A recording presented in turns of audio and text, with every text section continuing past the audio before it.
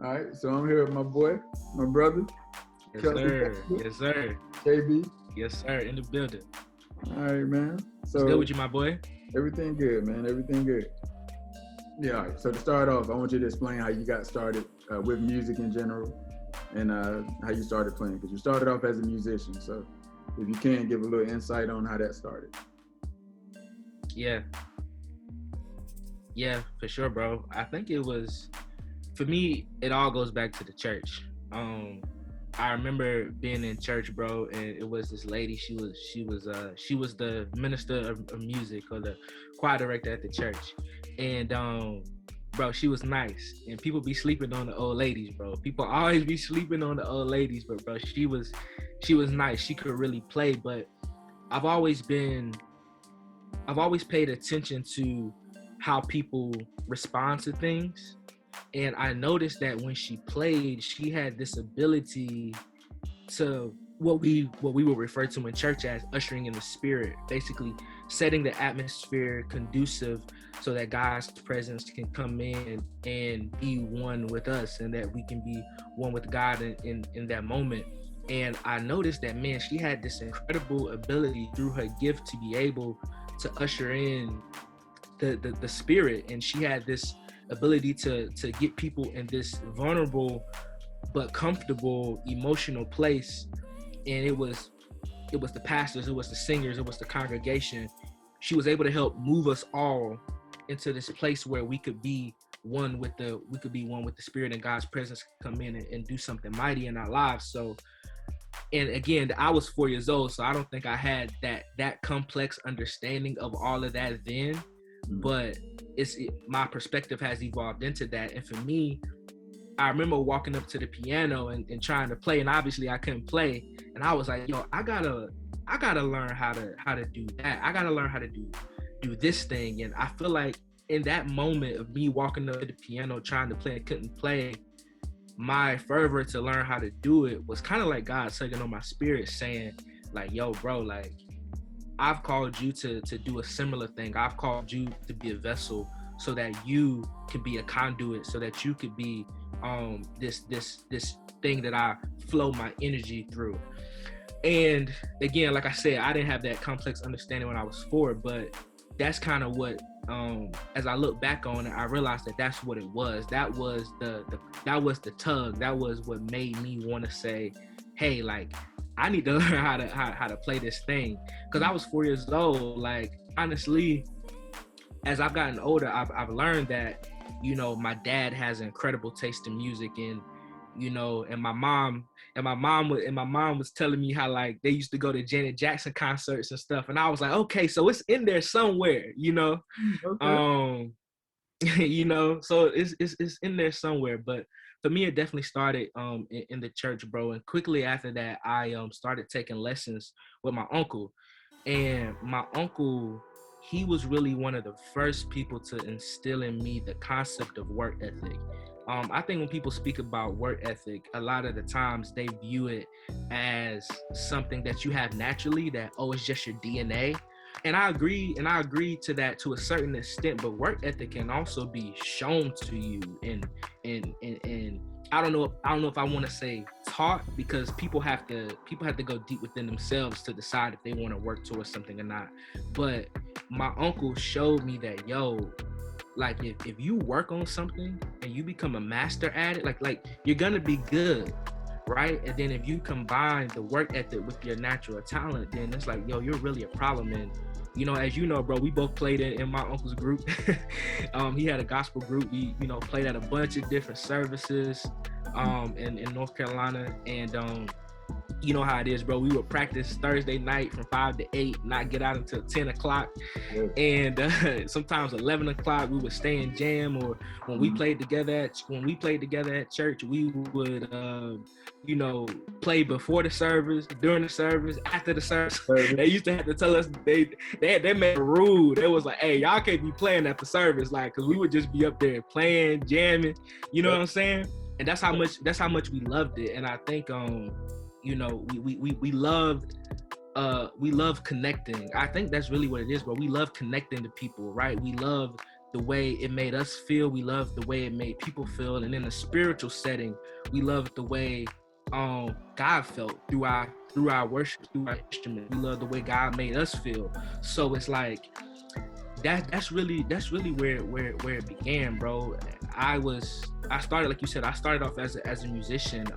I still am a musician, but just in like more different ways now. It's kind of evolved. But yeah, I started off as like a brick and mortar musician. Like that was the thing, you know. And my uncle was the one that taught me the basics, the foundation, the triads, the scales, all that type of stuff. And honestly, bro, like later on in my life, I went to school, I went to college and studied music, and I didn't realize how good of a foundation I had until I got in a classroom with other people and I could examine everybody's levels, and I saw that, oh wow, like, you know, I was 18 when I started college. I was playing piano since I was 4 or 5. I quickly saw that, you know, 14 years of experience shine and show through. So yeah, bro, it was an incredible process. I love the way that God allowed me to come up, because it was so pure. He allowed me to just really be focused on him and focused on the music. And what better way to get to the essence of music than through a spiritual capacity, you know? Mm-hmm. So I guess my next question, bro, is when did you start rapping? Because said this earlier, I think I was in high school and you were in middle school. So all of a sudden I just remember, and I remember like the date. The first time I seen you rap was at House of Liberty. It was just like, yo, this dang. You remember that? Like, it's just, this is a thing I can do now. Like, I'm it's cool, but I can kind of rap now. So yeah, bro. When did that happen? Bro, it really kind of started for me in middle school. I was having these like one-liners come to me, or just like these metaphors about, like, I would just think about something and be like, man, that would just be interesting to talk about or write about. Because for me, bro, like, you know, now, like, I'm blessed that I've evolved into a producer and a rapper and a lyricist and all of these things, and I record all of my own music and all of that type of stuff. But the thing that I love above it all is writing. I love writing. That's really what my joy is. Yes, like, I'm a producer. I love making beats. I love rapping. I love all of that. But I love playing. But the thing that I love above it all is writing. I love writing. And that's the thing that I could do all day. And that's how I started, bro. I just started writing. I really started writing. It really started off as like poems. And those poems turned into spoken word poetry. And, you know, spoken word uses a lot of rap elements. But, you know, bro, I kind of look at it like this. It's like, when I first started, it was really akin to, I would think, like a comedian. How like a comedian may get the punchline of the joke before they get the actual joke. Mm-hmm. And then they like reverse engineer, you know, they reverse engineer the punchline to then get the whole joke. That's how it felt for me. Like, I was getting these great ideas and one-liners, and I had to put the work in to reverse engineer it to get to the whole concept of the song or the idea I was trying to express. So yeah, man, it started off as poetry, turned into spoken word, and that eventually turned into me starting to rap. I had to give a shout out to my 8th grade English teacher, man, because she was the one. I wish I could remember her name. I could see her face, but I wish I could recall her name. Mm-hmm. She was the one that she allowed for me, because also too at this time, this was like 08, 09. At this time, just for hip hop context, Young Money and Lil Wayne and Drake and Nicki Minaj, they were the thing. Everything. Like everything. Everybody wanted to be a group. Everybody wanted to be Drake. Every girl wanted to be Barbie, like Nicki. Like it was, yeah, you know, everybody wanted to be rock star like Wayne. And I remember in middle school and high school, there were so many groups. Like, it was so many people that were rapping and expressing themselves, and it was beautiful. Fresh shaking his head. we know the inside. But I had to give a shout out to my 8th grade English teacher, bro, because she was the one that allowed me and my friends to get up in class and perform our raps. you know. So like if we were reading something in class, she would say, you know, instead of writing a paper about it, if y'all want to write a rap about it, that's cool, but you got to perform it in front of the class, you know, to make sure that is on point. And she challenged us, and I didn't realize at the time how really groundbreaking what she was doing was, because she could have killed all of that. She could have said, nah, what are y'all doing? This is English class. We're not going to do it like that. We're going to do it like this. She could have killed all of that. But instead, she embraced it. She allowed us to express ourselves. And those were really some of my earliest performances, you know, in the classroom. Honestly, like getting up and rapping about, you know, this early Shakespeare this early Shakespeare play we was reading, you know, like how we interpreted it, or like little library books that we was checking out from the library, like writing a rap on that, and you know, having to perform it. I even remember, bro, we used to have this thing in school called end of grade testing. And I remember this was in 8th grade, literally at the end of the year. Me and 3 friends, the principal let us get on the school intercom and rap about taking and passing the integrate test. I remember the line that had everybody going crazy was, "Don't forget to eat your cereal, cause this your main material." That line had everybody going crazy, bro. I'll never forget it, bro. Do you remember who the principal was? Like, was it Mr. Brown or was it Mr. Grady? Bro, honestly, I can't recall. Okay. I can't recall, because I remember at that time the school was switching principals like crazy. Right. The vice principal was the principal left, then the other vice principal became the other. It was just crazy. So yeah, bro, like they let us get on the intercom and rap that joint. And the reason how I knew, it's very subtle things, bro, that let me know that this is what I'm supposed to be doing, right? I'll give you a great example. Very small, but very important. We had this great idea to rap for the whole school, right? Like, oh, yeah, we about to rap for the whole school. It's about to be lit. We about to be on. We about to be the most famous people in the school. No cap, right? And we walked in the principal's office to present the rap to him. And guess who was in the principal's office? The music teacher. And she said, I don't even remember, bro. You got better call on stuff like that than me. Okay. And we walked in the principal's office to present this rap that we were gonna do, this 8th grade rap, right?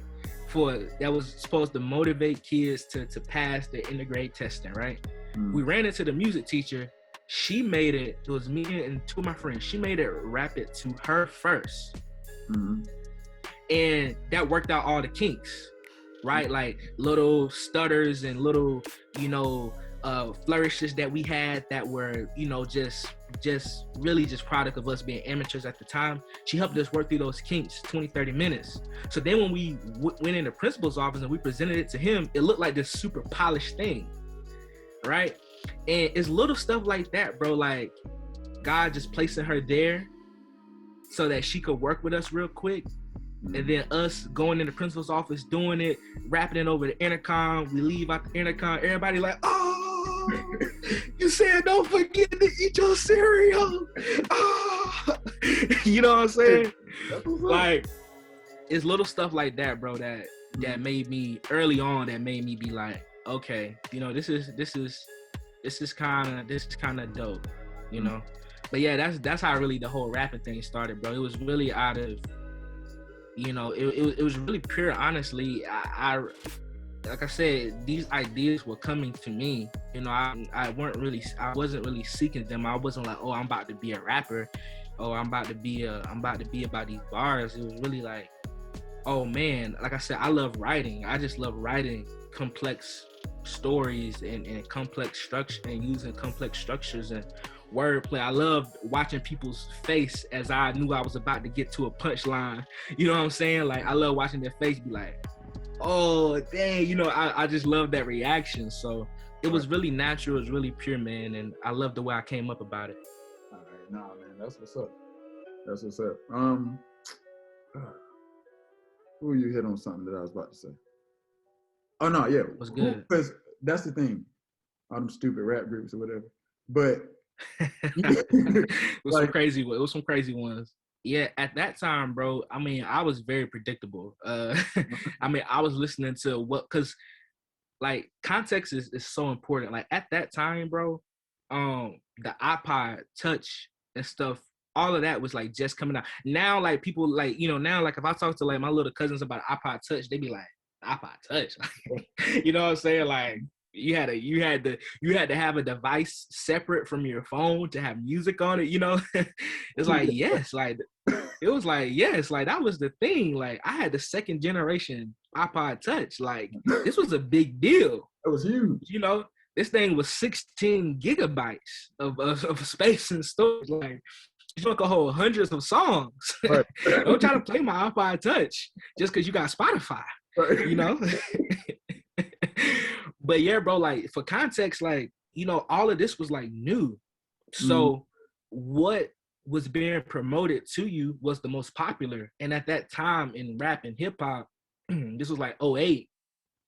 So this was Kanye. Kanye was going crazy. He had just released Graduation in 07. So he was riding the wave off of that. Wayne was going crazy. Drake was going crazy. Eminem. So I would honestly say my big three at that time were Drake, Wayne, and Kanye.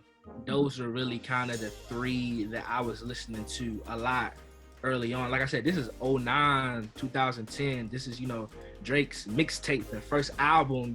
This is super, super early on in the process of their musical prowess and growth.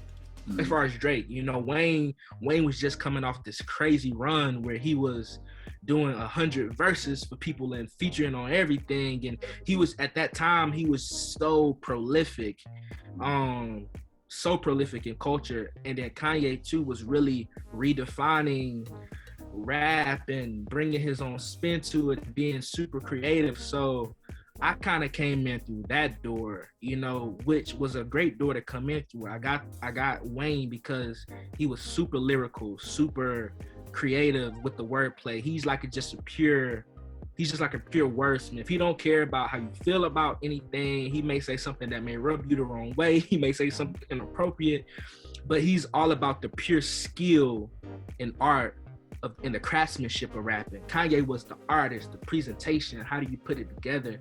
And then Drake was like this new flame that was burning bright. And I was able to learn from those three heavily early on.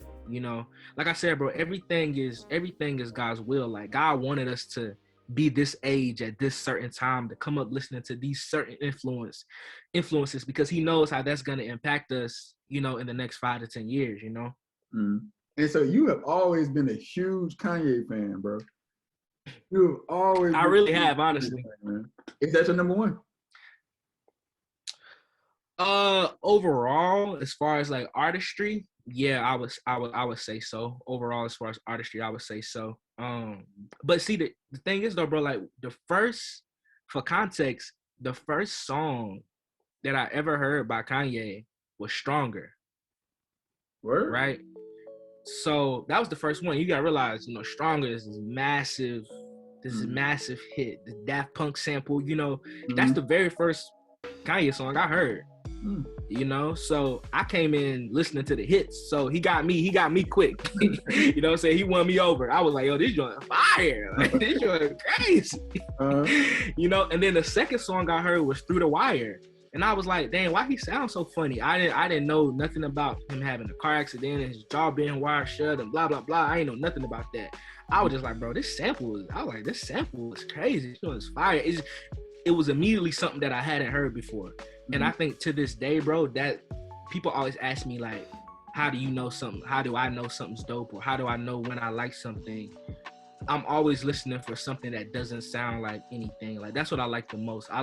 What I like the most is things that are individual, things that don't sound like, what's going on, because it's easy to sound like what's going on. You have an amazing blueprint. Just look around. But when you take that step to sound different and to stand out, that's what I get drawn to. So yeah, I think that's why at the end of the day, Ye is one of my favorites, just because he's always been different, And yes, you got to take everything in when it comes to him, you know what I'm saying? Yes, I understand all of the controversial and polarizing things that he's done, I understand it to a T. But like I said, as far as like just pure artistry, you know, it's not many people that's on that level or better, and that's where I'm at. It's so funny. Anytime I bring up Ye, everybody always talks about his antics, and I'm like, what about the art? You know what I'm saying? Like you can't take that away. Because like, yeah, like like I said, it's become increasingly harder for people to separate the art from the artist, and I get that because it's so intertwined. You know, what we do is so intertwined with our lives. I definitely understand it, and we should hold people accountable. There should be accountability for our actions. But what I'm saying is, like, I'm talking about just pure artistry, just pure craftsmanship, pure demonstration of mastery of a skill. You know, who's some of the best, you know? And that's what I'm drawn to, bro. At the end of the day, I'm drawn to high level creativity.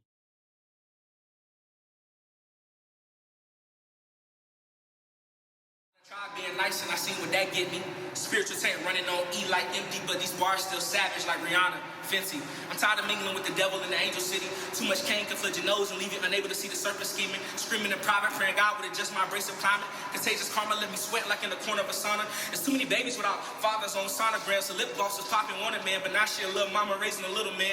I'm a silent psychic in the furnace fire, battling big Goliaths. The hierarchy say I'm bad and bougie, I leave my amigos inspired. Nowadays everyone's into amulets and vibrations, but no one can battle Satan. Now that's some strange fruit that deserves to stay hanging. And for anyone that's confused and thought it was a white supremacist statement, I'm blacker than Tommy Smith's fist raised on Olympic stages. See, I don't really argue, debating, because I'm trying to make it in the hardest field where you can still have skill but never make it off the bench, leave you wondering how the starters feel. I'm a star for real. I can never be in any woman's DMs unless her mind was as fertile as the Nile River the Egyptian gods bathed in. I'm tuned into these hieroglyphics like cavemen. I'm a poetic scientist with the art and the hustle and the skill of a made man. College educated, how they got you out here minimum wage? How they got you out here worshiping pagans? It's like you hopped off one slave ship, ran to your neighbors, got some strawberries to satiate you, but didn't receive the cool whip because you was too busy enjoying the flavors. I had to examine the fabric of my mental and daily habits, extract the false data and replace it with balanced tactics. I thought my life fell apart, I just had to learn how to super glue it. Go against me, you gonna be the first one to get schooled like a first generation college student. It's freezing.